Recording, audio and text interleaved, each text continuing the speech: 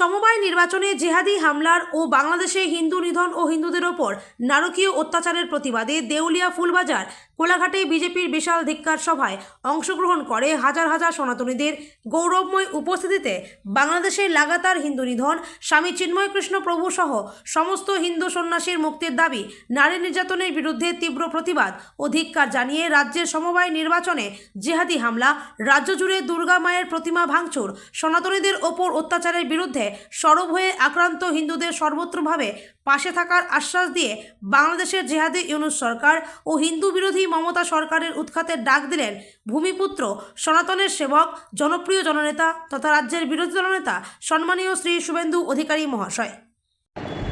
মোদীজির রেশন নেব, ওটা আমার অধিকার। মোদীজির শৌচালয় ব্যবহার করব, ওটা আমার অধিকার। মোদীজির আবাসের বাড়ি নেব, ওটা আমার অধিকার। মোদীজির সরকারের বিনা পয়সায় ভ্যাকসিন ফুটব, কোভিডে দুটো তো নেবই, দরকার হলে তিনটেও নেব।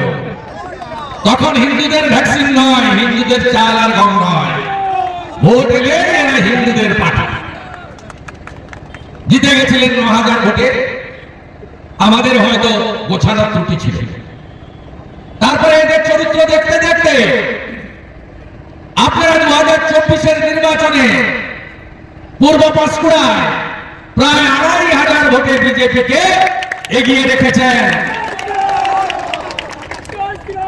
আমরা ৮০,০০০ ভোটের কাছাকাছি লোকসভায় জিতেছি, তাতে পূর্ব পাঁশকুড়া কোলাঘাট আছে।